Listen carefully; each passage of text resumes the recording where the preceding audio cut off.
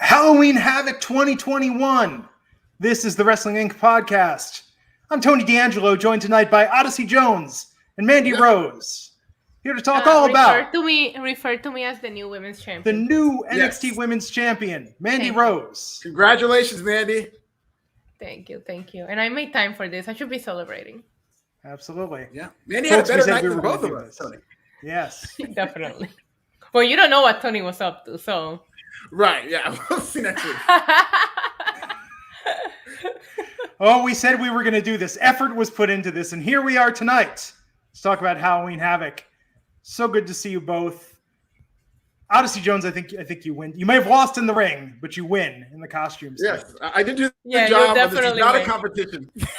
Not a competition. I think you guys look amazing. I hope to aspire to the successes you guys had, especially Mandy Rose winning that championship. Very proud of you. But yes, it was a good night. Not a great night. Could have been better for me, but I'm glad to be here with you guys talking about NXT Halloween Havoc. So before we get into the show, I believe we have some news to cover. We do. Let's get into some news, not the least of which Raw did 1.658 million, up about 4%, but it was up 19% in the demo with 0.47. What did you guys think about Raw last night? I thought it was kind of an average show, nothing too offensive. They had a pretty good main event, but Raw looks like it's going to settle into this range. In terms of total viewership, another pretty low rating, Mandy.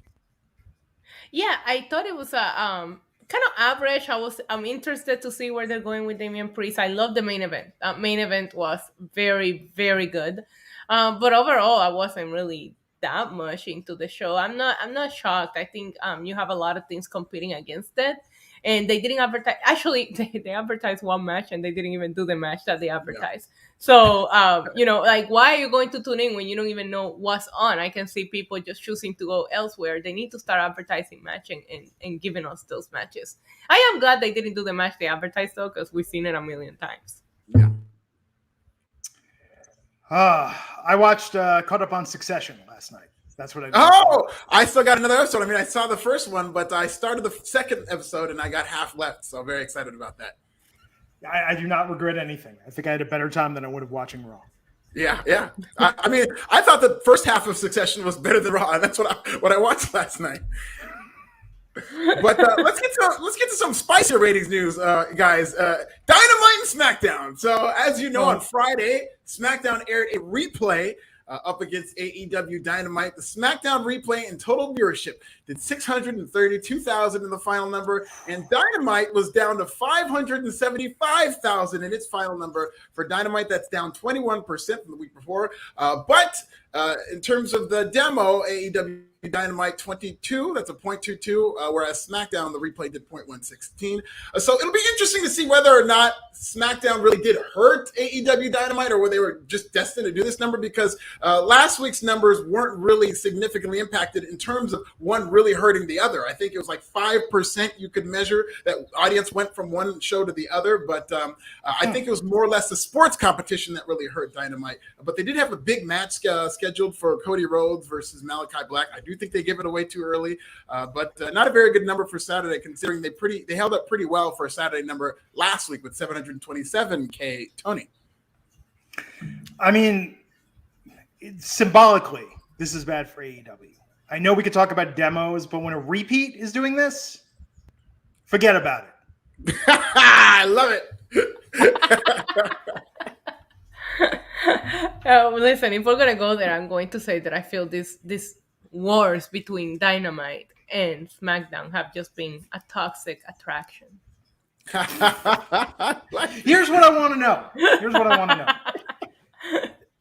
When Dynamite goes on, as its lead-in, does the accountant get higher ratings? And Dynamite is just failing to capture all those people watching the accountant? And it's bi-weekly airing schedule? Right. The accountant to Dynamite, it's like what Silk Stockings used to be when it came on after Raw, towards that companionship. But it is kind of an odyssey when you look at these two shows going from one to the other. Or perhaps an Iliad, but who's counting? Speaking of spiciness, our final news story is this story that actually Issa turned me onto this last week. She let me know of this because this was popping up on these message board. Issa is this woman who hosts this podcast sometimes, Mandy. You got to meet her. She's really cool. But this story about MSK, we were talking about this last week in terms of them getting booed and how confusing it was. There apparently is a reason behind this. Izzy, if you'll remember, NXT Bailey girl, the little girl from the Bailey days of NXT, who's a super fan of Bailey. She's now training to be a wrestler. There was a spot that went viral where Effie, an independent wrestler, very talented, chokeslammed her. And a lot of people voiced objection to this, one of which being Lance Storm, Chelsea Green, and then Nash Carter, the black member of MSK. Not that that's where we're going to this, just so you can distinguish. But what happened now is that now MSK is getting heat as a tag team because the family of Issy, the parents of Izzy, is now leading this charge amongst these NXT diehards to boo MSK. I didn't feel like as much as that was going on tonight. I think hopefully now that that's out there in the atmosphere, it's going to be squashed. But that's why you hear boos from MSK, if you're wondering, is that Izzy's parents are not very happy with Nash Carter speaking out about their daughter wrestling at such a young age. Mandy. I noticed there was an MSK chant for MSK tonight, which made me wonder, Yes. now that the story went kind of viral, maybe people, started changing their minds after just seeing the ridiculousness behind the reason why MSK is getting booed. So I was happy to hear them get a better reception. Not that it mattered, because we know they weren't as successful as I was tonight when it came to winning championships. So I find that completely...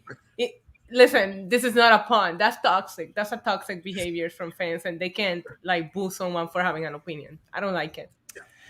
It's almost like NXT fans are some sort of closely knit organization. I'm trying to think of a word for it. Like Group? a club, a consortium. Gaggle? Yeah, a flock. Yeah. It'll come to me later. Tip of But the you tongue. cross one, Right. you cross them all. Just how it Yeah. is. That's exactly what they are, by the way. More so now with Tony D'Angelo in the building. Hey. Right. What else we got? Those were your news stories. Wow. Well, we opened tonight. Chucky. Man, I hope Brad Dourif got paid for this tonight. Or do you think, remember, you guys are too young for this, back when, Robert Englund used to do the TV series Freddy's Nightmares, the spinoff of Nightmare on Elm Street. There was a Freddy stand-in for a lot of things. Like Robert Englund, he's like, I'll do the voice, but I'm not getting out of bed to put on the makeup. You're not paying my rate. Do you think, Brad Dourif has, the comedian Gallagher, how, he has his brother that looks kind of like him, like Gallagher too? Or do you think Brad Dourif, does all the voices for this stuff and gets paid, SAG rate? I think there's other ones because does it sound like it's him? Spot on? I think there are other ones that they use.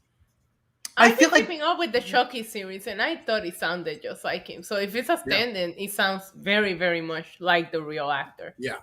Yeah. I mean, Brad Dourif, I looked up, 71 years old now. Wow. Really? But I'm very excited about the Chucky TV series. By the way, did you guys hear the start of it? They dropped an F-bomb. They did. They did it last week too. What the hell?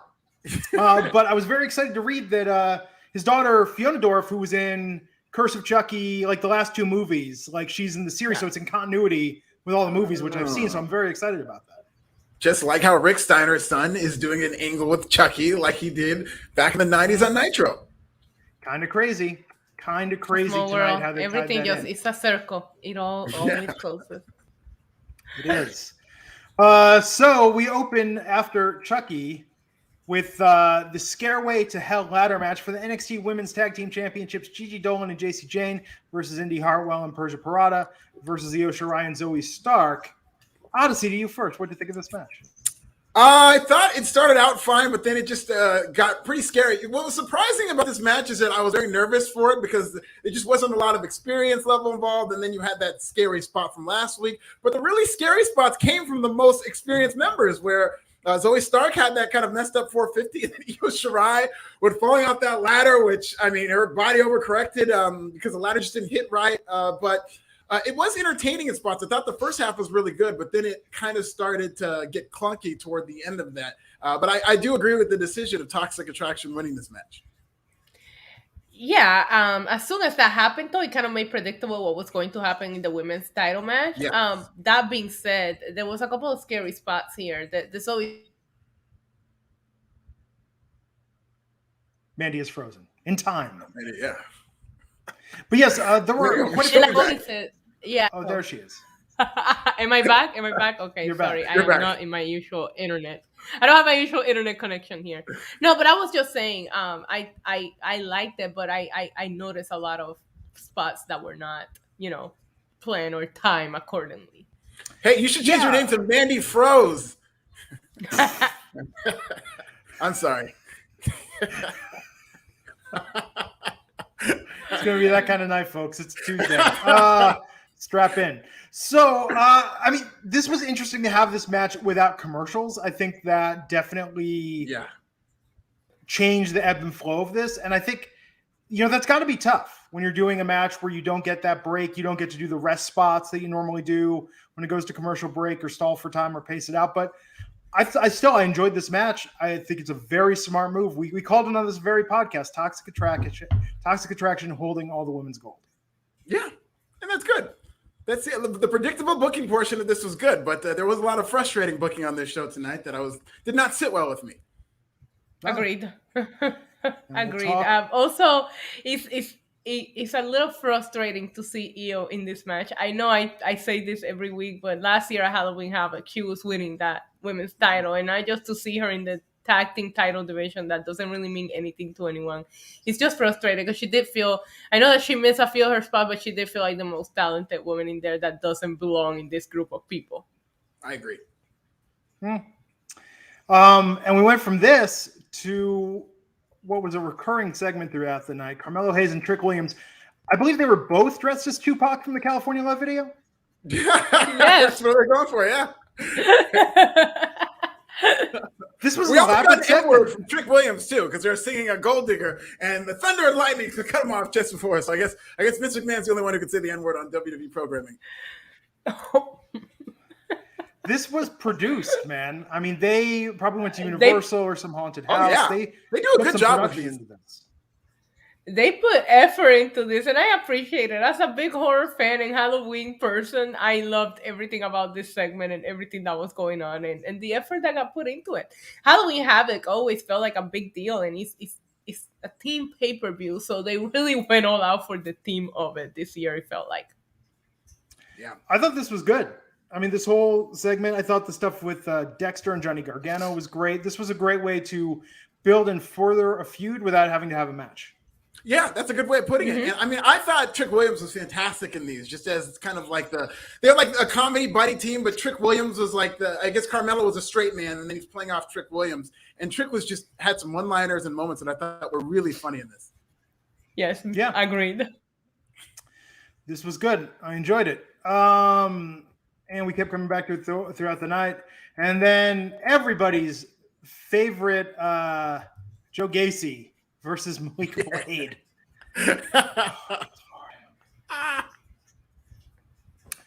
What are you going to do, folks? Same old, but this time we had a guest, Harland, coming into the match. Dressed as Michael Myers. Very fitting. It was okay. I mean, is this getting over?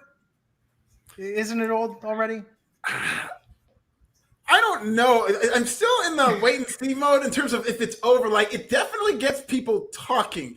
I don't know if it's in the right way because a lot of people seem to be very negative on this, but I mean, I think he's almost there in terms of clicking with people in the way that they do hate him, but they hate him in a way that they're invested. I just don't think it's apathy, which is good, but I'm not sure if they're getting the right heat by doing this with Joe Gacy, but I'm still kind of intrigued by the character. I mean, I'm sorry to be the dissenting voice here, but it does make me interested to see where they're going with this, especially because now they've involved Harland, and I want to see what they're doing with that.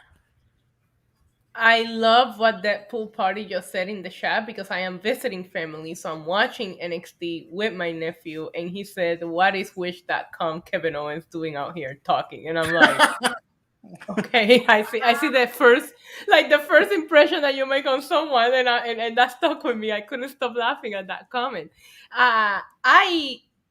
I don't know. Maybe it's because the internet hyped up Parker. I will continue to call him Parker because I still don't know what his name is. Harlem? I don't know. But Parker, I thought that Parker, because he was so hyped up, I thought he was going to have some kind of like a different debut. And this just feels weird, this whole storyline. So he caressed his face and now he's aligned with Joe Gacy. I don't understand. I'm not into it. I'm not. I'm sorry. I didn't care for this. There needs to be a twist. I mean, swerve the audience. Have it that Joe Gacy doesn't believe all the stuff he's talking about. Like they're behind closed doors, he's evil or doesn't recycle or something. I mean, that's what they're going for. I think that's where this is going to go. But you're right. I don't think they're doing a good job conveying that to the audience. It seems very thin. And I think, people have rebutted my criticism of this. I get it. It's very topical. It's very now, but it's also just very two-dimensional. And I think that unless there's some interesting or unique twist to it, there's just nothing there. And it's just the same thing week in and week out. Right. Yeah, that is a problem, is that it seems like they want to go for something, but he just ends up cutting the same promos. And it's like they think that by using buzzwords, it's going to make him controversial. But it needs to be more than just all these buzzwords they keep using. It's like if Tony D'Angelo came out and he was just like, spaghetti, mamma mia. Yeah. Italy. Like, forget about it. Yeah, but there's substance. There's substance right. with Tony D'Angelo. There are layers. There's kidnapping. Oh my God. They are taking this to the level it needs to go to. And I think depth, 3D characters, that's what makes great wrestlers. And I think that, it just feels thin. Mandy Rose has left us, Odyssey. Yeah, she's going to celebrate. Hopefully she'll be back. But hopefully. Man. What did you think of the Halloween party aspects of tonight? I thought they were fine. It's one of those WWE tropes that I don't really like seeing when they're just doing these Halloween parties and everybody's out there. Nothing ever seems to really happen. I did see, and this might have been for the first time during the Lumberjack match, that somebody was dressed as the Fiend. And that was very interesting in terms of all these costumes that I saw. A very fun troll job for the internet. But I'm not a fan of typically when WWE does this, which is weird because the introduction of John Cena when he did the rapper character for the first time is when he dressed up as Vanilla Ice and he kicked some 16 bars. And the rest is history. I'll never forget watching that, being like, man, this kid's got something. But other than that, it's just there's nothing to these usually. And then backstage dancing without music. That was my favorite part. Yes. Yeah. It's like this 90s sitcoms where they are just, that's just the extras would just have to dance in the background, whether or not there was music. Yeah. Yeah. Just, oh man. Could have been so much more. We have some super chats. Ryan W. $2 saying, Alfred is serving me. I got time for that. I love that. Thank you, Ryan. Let's see. Serge McTavish. Glenn is the greatest underground Florida shuffleboard club owner I've ever seen. R. Troufid, what's up? She is just the diva. Bravo, y'all. You didn't get no smoke? And the women's champion. Come on. Yes, Mandy, I'm sorry. I've never played shuffleboard. Is it fun? Or old people onto something? It's fun. Well, they have them at Shake Shacks. And, when I'm waiting for my food at Shake Shacks and I'm with somebody play shuffleboard, it's a fun game. Is it? Or is this like cornhole where we just tell ourselves it's fun, but it's really like, There is like an old person version of shuffleboard when you have the sticks. I've never played that version. I played the one where you have to use your hand and push it. But the other version looks okay. Interesting. Steve Marcuccioli, $4.99. They missed a chance to make a star with Breaker's loss. I got a dissenting opinion on that. I don't want to get into that tonight. There's I think there's some stuff to talk about there. There was Diamond Mine Open Challenge tonight where Odyssey Jones answered the challenge and Roderick Strong got the win. Odyssey, how you feeling about that? We don't have to talk about it. My neck's a little sore. I had to do the job. But I was very flabbergasted with how this went down. I was not happy with what they did here. It could have been any. I'm fine with the Diamond Mine getting over, and Malcolm Bivens is doing a good job. And this is a good act right now. They've really saved the stable. It could have been anybody else. It could have been Von Wagner, Kyle O'Reilly. It could have been anybody in terms of accepting this open challenge. But this spot where a babyface is triumphant, accepts the open challenge, and loses. I mean, for somebody of the stature of Odyssey Jones, looking at he's somebody that they have in plans for their future. I just didn't get this. I was pretty shocked actually seeing this. Yeah, me too. I was hoping that the open challenge was just going to be answered by somebody else that we wouldn't mind seeing losing, or I don't know. I am so confused by the booking of Odyssey Youngs ever since the breakout tournament. I personally thought he didn't need the win to go for a title, so I could see why Carmelo Hayes won. But then after that, it's been very 75-25 and 75% losing, and he has all the charisma, he has the size, he's a new face. Thank you. At the same time, you're welcome, Odyssey. At the same time, I've been very, very high on Diamond Mine. I really like what they've been doing. A lot of it has to do with them adding IVs to the stable. Maybe that's why I like it more now. So this here tonight, I was very confused by this, and there's other bookings that I didn't agree with, and there's some that I personally did like. But this was one that I was like, why did they have to do this to Odyssey Youngs? Why not bring out anybody else from the back that could take the loss and make that Diamond Mine look good? But somebody's got to win and somebody's got to lose.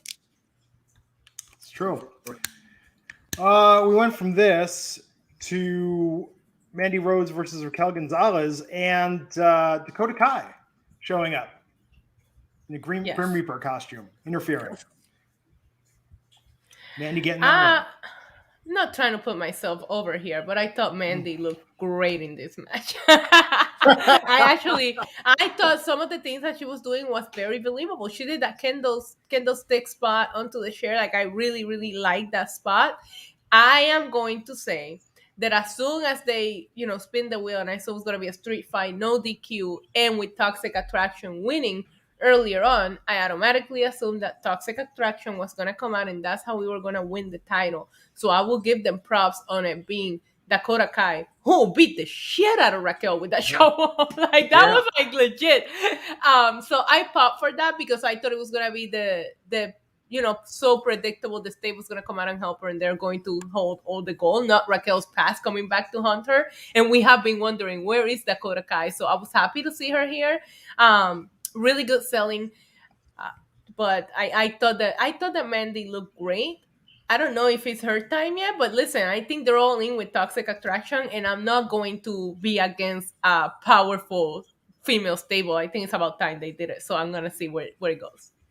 Yeah, I love the finish to this. I mean, they did use this trope before in terms of we'll get a ghoul to interrupt and whatnot. But I like how they did it with this one because we've been seeing these vignettes. She's had that shovel and she's kind of referenced her past. And this is a great way to reintroduce Dakota Kai because I think some people were nervous for her because she got a tryout. She didn't get drafted. She left NXT. So it's like, where is she? She's in this holding pattern. But it's good to see her back in NXT, and she's going to be feuding with Raquel Gonzalez. And I'm fine with that. They really did protect Raquel Gonzalez by having her lose in this fashion to where Dakota Kai is the one who cost her the match. And at the same time, you put over Toxic Attraction. So there's a lot that happened that I think they tied together. And this was actually a rare instance of good booking on this show. Yes. Yeah. No, I think Toxic Attraction at the top of the women's division. I think it's a nice reset, and anything can happen from here. That's the great thing about this. Yeah. So it does feel that way, especially when so many titles change hands tonight. I was like, wow, this show feels very anything could happen. Watch out. Yeah. Yes. They did a really good job with that. Really have to give them credit. I think it was very, very strong. Very, very strong booking decision. Oh, and we saw who the teased figure was. Right. Kaylee Ray. Yes. Mm-hmm. Wait, that was okay. Kaylee Ray was the reveal for the woman with the shovel this whole time? I thought it was Dakota. No. Dakota. No. I'm saying the vignettes. Remember all the vignettes that we saw leading up to this? Yes. That was Kaylee Ray. That was Kaylee Ray. Yes. Okay. Oh. I think. Yeah. I'm pretty sure. So that'll be good. Yeah, I think it'll be good. I think it onwards and upwards here. We're looking good. Kingston, $1.79. Looking good, guys. Love the headpiece. No, this is real. I grow this. 1 week. Jason not a castor oil. $5. Dakota Kai will be in Impact soon after Raquel destroys her. Wow. Wow. Wow. My God, you're getting spicy. Hey, she have great matches in Impact. Impact might, low-key be the best women's. They pride themselves in terms of their knockouts. At Bound for Glory, they had a great match with Deonna Purrazzo and Mickie James. I was just going to say, did you watch that match? That match was awesome. The build-up to that match was awesome. I think that when I was looking at Bound for Glory, the two matches I was excited for were both women matches. Yeah, good point. Mm-hmm.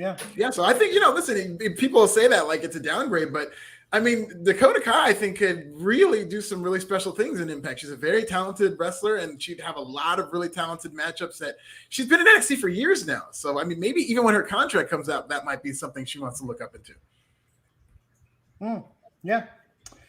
I mean, I think I'm still very excited about the NXT women's division. I think right now they have an abundance of talent. The question is, how are they going to feature enough variety? And now, I mean, look, if I was booking this, I think the women would be 70% of the show. I think that they're so talented. There's so many unique characters there. But yeah, I like where they're going after tonight. We saw Grayson Waller, who stole. LA Knight had some car troubles. Grayson Waller was hosting. Here's what I want to know. How did they rig the wheel? That's my big question. How did they rig the wheel? For the first one with Chucky's Choice, whatever, how did they rig the wheel to stop, even with the fan spinning the wheel, to get it to land where they wanted it to? I think there's somebody who's back, and there's the wheel looks the same exact if you look at it from behind, and I think somebody's there, and they just kind of hold on to it. But I never know how they do that. I think that's the only thing I can guess. Interesting. That's a good conspiracy. I like that. Now you got me wanting to figure out how they did it, because I was thinking it's live. I was thinking it's a pre-rolled spin. You know what I mean? But you had the crowd there as well, so that makes sense. One of these days, I want to see them screw it up where it stops on something, but it wasn't supposed to be that one. They say, "Oh shit," and they have to just go back. So it goes from just stopping right there to moving again. That'd be so great. I know. Garris Plowman saying probably a magnet. I was thinking that, but you got to slow it down though, and it has to slow down in a natural way. Right. I can see a magnet, but yeah, it doesn't move like it's magnetic. But I could see that. Yeah. It's big enough that somebody standing behind it, you wouldn't be able to see it. I like that theory. Yeah. Jason Hunter, $5 saying that's why I said it. Dakota Kai would be great in Impact. Oh, okay. I thought so he didn't mean it as a downgrade, which I agree. Yeah. No. Tony D'Angelo backstage. He's going to be on Last Legends show next week. Oh, look at that. Finally getting the payoff. Yes. That should be in the main event. Do you really think he's going to be on, though? Because I thought he was going to be on before, and then he didn't end up being on. So that would be... I think he's going to be ambushed, or someone's going to interfere, and that's going to be his first big feud. Who do you guys want to see him feud with? I think Cameron Grimes. Yeah, I was just going to say. But Cameron Grimes should lose money in Duke Hudson's poker room. Yeah. And that's how it all happens. No, I think that Tony D'Angelo should be on his way backstage to Last Legend show, and Cameron Grimes is on his first date, and Tony D'Angelo steals his girl. Oh, I think that's how we should book it. I like that. This is your girl. Still all in on the Donnie Brasco angle. Someone tries to infiltrate and befriend Tony only to betray him. One day. So we did. Oh yeah, let's talk about Solo tonight, making his debut. Yes. Keisha's kid looked like a badass. You didn't even have to introduce him. You could have just put him out there and be like, "Why is that one of the Usos? Why are they here?" They were chanting Usos at him. I don't think he appreciated that. Like they could chant the guy's name. I don't know. I wouldn't be mad at getting chanted after the most over, stable in WWE right now. Like you almost have it made. Just be good. Brett Murphy, Alfred, please dress up as Top Dollar for Friday's podcast. Yes, please. Jordans and all. I do have the Jordans for it. We'll see. Stay tuned. And Serge McTavish saying Ozzy needs to shake that tail feather for us. It's going to be more than 2 pounds. I don't shake my tail feather for just anything. Look at my OnlyFans. I didn't plug it this past week.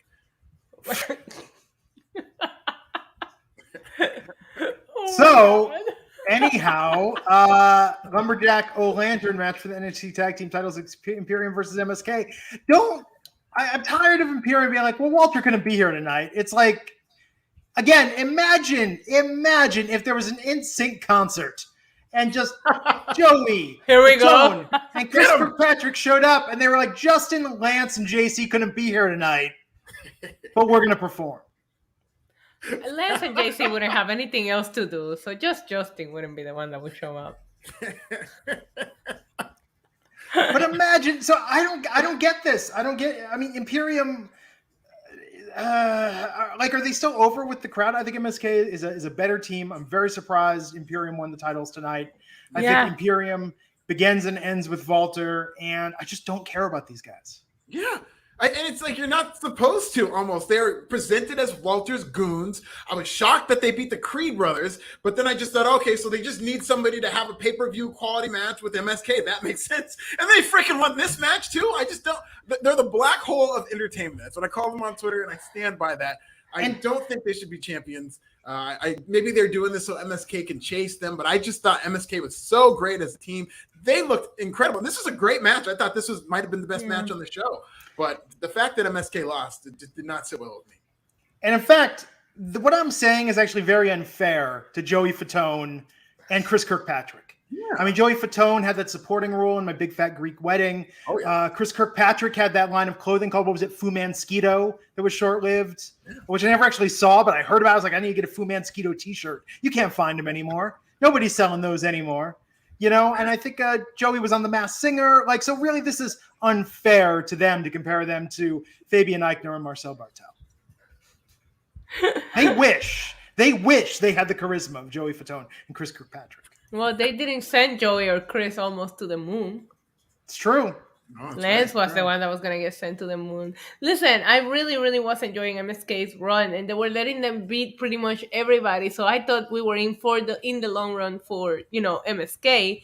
And it's so funny because I remember how we were so puzzled by Imperium winning last week. And then I saw the ending of this match and I'm like, well, there it is. That's why they won last week. Because I still could not understand why they let them win over, Diamond Mine, whatever. I don't agree with the winners of the match, but I will say I really enjoyed this match. I thought the in-ring action and chemistry between the two teams was incredible. Commentary was throwing me off because they kept saying Walter is watching from somewhere, like he's dead or something. Like he's not dead. Like just show that he's on FaceTime or something. Like I almost felt like you're somewhere up there. Walter is proud of them. Like and I do.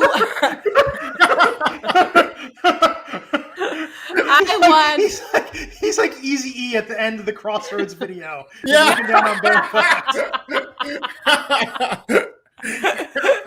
Yes, exactly. But I will say, while I understand your point that Walter should be there, the last time we saw Walter, he lost. So I want the time that he does come back for it to be a pissed off Walter just beating the crap out of someone. I don't want him to come back just to be on the sidelines to watch Imperium watch the tag team. So I'm not mad at Walter not being there because obviously he was watching from somewhere. Yes. Jason Hunter, $2. In the words of MJF, they are mid. I just got that he's okay. So you know where MJF got this from? What? There's a famous Bill Murray story when Chevy Chase came back to host SNL after he left and Bill Murray was in the cast. And he said to Chevy Chase, he said, "You're a medium talent." Oh. Which is like one of the most cutting things you could probably say to an entertainer. Yeah. As I said, MJF is keeping that spirit alive. Mid. Yes. Mid. You're a medium talent. At best. Yeah. Man, Imperium won this, and then we had the main event, Braun Breaker versus Tommaso Ciampa, in a night where every title changed hands, and we really got a taste of some change of direction in NXT. Tommaso Ciampa, like the oldest of old school NXT, retained tonight over this hot young upstart, who they were hyping pretty heavily. But was it Tommaso Ciampa or was it Kratos from God of War? Who really was it that won this title? Tell me, did he look just like Kratos? He did. He Exactly did. Like he was perfect, except for he was blue instead of the red. Yeah. But it was the listen. Champa is a cosplay god now in my eyes. But I was surprised by the ending. I'm not in the Braun Breaker train, so I'm not gonna be mad that Champa didn't win. But I really thought going into tonight that this was gonna be the title that changed hands. I didn't think the tag titles were changing hands. I personally thought Raquel was winning. I thought this was a lock that the main title was changing hands. I'm still confused as of why, but I did like the match itself. Love Champa's attire. And I also thought he's getting the grand entrance with the outfit he's gonna lose because they gave it to Raquel and Raquel lost. So Yeah. I'm very, very confused by that booking, but I'm not mad about it. I don't think that Braun Breaker has it yet, but I don't think he should have been in the title picture yet. Also, And that's the reason why it made sense. They've done nothing to build Braun Breaker or make me care about his character. I mean, to me, he's coming across like Mojo Rawley without the personality. And I think I like Mojo. I like Mojo a lot, but there's a lot of really similarities. good thing you like him because God. But that's what I'm saying is that Mojo at least had a personality, cut promos. Like, yes, they were all over the place with his character and never really got going, especially once they got to the main roster. But with Braun, like, he's got a great look. He can go. I thought it was going to be a great story tonight that he got the shit kicked out of him, got busted open, and still stood to get the win. If they just done a little bit more world building and character development with him, it would all make sense. But right now, like, I just don't see it. I think it was too soon. Yeah, it was very exciting in terms of him being in this spot, but he was clearly the guy from day one of NXT 2.0 who not only stood out, he got this big win. The first match they ever had in this new era was him beating LA Knight. So they're immediately training you to think this is going to be the guy. And I even picked Tommaso to win this match last week thinking like because of the weird erratic booking. But then when I watched this show and I just saw, okay, so they're putting over all the new people. It's this new era. And then now you have this guy who you're clearly building around. On this show, the way it went for him to lose just made absolutely no sense to me. I thought that this, given the tone that they were setting, was his night to win. I don't think they've given up on him or he's screwed or anything like that. I just thought, a lot of people have been taking unnecessary losses in terms of their new talent, where it's this fresh coat of paint. You can present them as anything you want. If you want them to be like the world beaters, you can do that. If you want them to be people who go 2 steps forward, 1 step back, I like that booking too. But with Braun Breaker, he was winning all of his matches, and now all of a sudden on this night where it seemed like it was going to be his coronation, they just pulled the rug from under him, it felt like. And the silver lining is now the path is cleared for Tony D'Angelo to take that NXT title off Tommaso Ciampa. Obviously, got to get it to the GOAT. Obviously ready for that. Like, I know that we're sitting here saying it's too soon for Braun Breaker. They waited too long for Tony D'Angelo. It's true. When the first episode ended that he was on and he wasn't champion, I felt like they're really dragging their feet with this thing. Why do we watch? Yeah, it's true. As a matter of fact, he should have just came out and taken the belt from Champa. He doesn't even have to wrestle for it, honestly. That's how they should. That would be better than the title exchange. Is Tony people? He goes like this. He goes, "Come on," he just gives it to him. I mean, I'm just putting it out there. Who better? Who is a better choice than Tony D'Angelo right now in terms of character development? Always money when they're on the air. Can go in the ring, over with the crowd, unlimited potential and star power. Well, Chucky. Okay, well, Chucky can't. They can't secure the rights for that. Like that's too tied up. USA. Chucky's got other things to do. I'm saying, who's better than Tony D'Angelo right now? Nobody. Honestly. Nobody. I would like to see a Chucky with a mini NXT championship. I think that'd be adorable. You called a killer doll adorable. I love that. The path is clear for Tony D'Angelo, but him being a Lash legend, I don't know that he's going to be in a title feud anytime soon. And with him being so over with the internet crowd and the NXT crowd, they might not put him in a title feud in a while as much as we want to see it, just because of the fact that they know he's over, so they don't need to do that. I still think that they rushed Braun Breaker, and I wish they would have had just a different title match for Champa tonight and let Braun build that character and charisma a little bit longer before we saw him in a title match. No, let me tell you, 2 months ago in the pre-Tony D'Angelo era, the pre-Tony D'Angelo era, Cameron Grimes was the man. He could still get back there. But like, what in the F are they doing with Cameron Grimes? He's been in these corny backstage segments. This guy was so over with Ted DiBiase, $1 million championship. Everything he did was no pun intended, gold. for like 6 months, everyone's favorite, and now he's wallpaper, he's background. I feel that way about LA Knight as well. Yeah. But was LA Knight really ever over? As a heel, yes. He did okay work as a heel. I don't think he ever got to the level that maybe they wanted him to until he started working with Cameron Grimes. Yeah. They were good together. But yeah, you're right, because he was supposed to host the show. Chucky really seemed like the host of this show. They really should have just presented Chucky as the host, because they had Grayson Waller and LA Knight do the thing with the Draculas, and I don't think they did either of those guys favors tonight. No. How they were presented, especially Grayson Waller as a babyface who just got beat up by Sokola. So, I mean, it was 2 steps back from them tonight. But I just think that LA Knight once upon a time had like a spark when he was working with Cameron Grimes. And I think both of them have really cooled off since that feud. And they're kind of dropping the ball, especially with Cameron Grimes, because that is a promising storyline with him and Grayson Waller. And maybe now that they're done with the Halloween thing, they're going to be able to do the ladies' man gimmick. But I'm kind of nervous that they're going to cut his hair and cut his facial hair and just change him. And it's not going to be the same Cameron Grimes. Well, Cameron Grimes and also LA Knight were 2 of the names that I thought 99% for sure were going to get drafted, and that's why we weren't seeing them involving any kind of storylines. They gave the title back, and let's just wing it until they go to the main roster. I'm still shocked, and we'll see how it plays out, but I'm still shocked at the names that ended up coming up. When you have so much charisma and people that you really don't have anything left for them to do in NXT, they're still down there. I don't know how they made these decisions, honestly. Very odd. It's very odd. I don't know.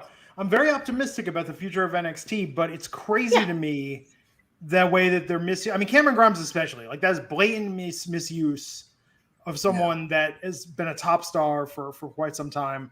I get that they want to develop and give the spot. Like, Joe Gacy's time could all go to Cameron Grimes, as far as I'm concerned. Well, and Tony D'Angelo. I mean, let's be fair. 21st. But yeah. They need to do something else. But so Champa retained tonight. I don't know who is next. I don't know who he's going to face. Maybe he just drops. I could see him just dropping the title. Maybe they do a tournament. I don't know. But I feel like this seemed like, even with the shortcomings about Braun's character development, I don't know what else you could do with Tommaso Ciampa right now. Yeah. I mean, you could give him Cameron Grimes. LA Knight. You could give a lot of people that are not doing anything. I don't know. I don't know. I still want to know what happened to Samoa Joe, because I would assume Samoa Joe, if he's still going to wrestle, he might want that title back when he comes back. But is he coming back? Von Wagner. Yeah, that was supposed to be a month, and we haven't been radio silent. Yeah. It's very odd. So all in all, this little like mini pay-per-view night, Halloween Havoc. Mandy Rose, what did you think of the show? I thought it was fun. It was entertaining. There was a lot of expect the unexpected moments for me. I honestly didn't think that a lot of this many titles were changing hands. I wanted to see if they're really fully in. I love when Odyssey fixes his hair. I can't help it. I wanted to know if they were all in Toxic Attraction or not. I don't know how I feel about it, but I'm excited to see where it goes. Like what Tony D'Angelo was saying. I'm optimistic, but I really question some of the decisions as well. I feel sad for MSK. I really like them, and I didn't think that Imperium was it. If they were going to lose it should have been to, I don't know, somebody different, I guess. Yeah. Maybe like a new up-and-coming Diamond Mine or something like that, you know? So that title change was probably my least favorite of the night. Odyssey, your final thoughts? I thought the show was mid. I did not think that they capitalized on some opportunities that they had. I didn't like the random loss from Odyssey Jones. The main event I thought was actually really good. I thought Braun Baker looked really great. He did have that kind of trip and fall, but it was fortuitous because it was just as Vic Joseph was saying that, like, he's very inexperienced, and then he fell. So it almost seemed like they planned it. But I just didn't agree with that booking. It was a lot of head-scratching decisions on this show. And no really blow-away matches outside of the MSK matches I thought was really good. There was nothing that, obviously we have to temper our expectations because this is a new crew, a mostly inexperienced. But I did not think that as a whole this show really delivered for me. And Chase U was in the haunted house. He was. I like that. Funny. He says, did somebody say Chase? That they need to do that more in terms of him just showing up randomly. Yes. And NXT has been doing such an amazing job with their backstage segments. I know that I say it every week, but every week they just deliver something that I find so entertaining. I've been loving it. I like that NXT feels kind of hokey again and fun again. I think they, whenever they got rid of the Roar the Crowd intro, remember when they had the one where they were like marching in slow motion? I think when NXT decided that they were the cool brand, they almost instantly started to become a little uncool, and trying to make it a little too metal. I like the way it feels now, but yeah, it's like, I think they really got to push the variety show aspect and just keep giving us, more and different entertainment. I mean, the matches are what they are, I think, but just good TV week in and week out. I'm optimistic after tonight, but I'm curious where they go from here because we don't even know. Is there a takeover on the horizon? Do they have anything coming up? They don't even say the word takeover anymore. Like, I think they might be done with that whole branding. I think the made for TV pay-per-view specials is going to be a thing for a while, but they just released their pay-per-view schedule and it didn't look like any NXT like Saturday or weekend shows were on there. As Minnie Rose tags out, but she'll be back. So I don't know what they're doing with the NXT in terms of that. I'd like for at least once a month, maybe once every other month, they have some of these TV specials so they can build up to something. I'm very interested to see how this does in the ratings because they're going head-to-head with Game 1 of the World Series, which is going to be murderous. I mean, I know they were like at 600,000 or whatnot, but I could see them going down from that. Unfortunately, even though this was a big show, the timing just didn't work out to where they had to go head-to-head with the World Series, which is never good. WWE has a hard enough time competing with the World Series. NXT, it might be some tough sledding. Yeah. It was a good show. It was an entertaining show. It was predictable in some ways, not in others. I enjoyed it. But yeah, I think it's a question of where do they go from here? What's next? Mandy has forsaken us. She's left. Yes, she's gone toxic. She's starting a celebration early, ladies and gentlemen. Yes. Well, on that note, thank you everyone for tuning in. Our alter egos will be back Friday night to talk about SmackDown. SmackDown on FS1 this week. No, it's back on Fox. Actually, is it? No, I think it's back on. No. FS1's 29th. Yes, FS1. It's on FS1 because of the World Series. Yes, the World Series, and then there's going to be an extra hour of talking smack, which should be fun. Is Rampage live this Friday? I don't think Rampage is live. No, I think they're taping that. Well, so no official rematch. Okay, there we go, everyone. Thanks for tuning in. We'll catch you back here next time on the Wrestling Inc. podcast. Forget about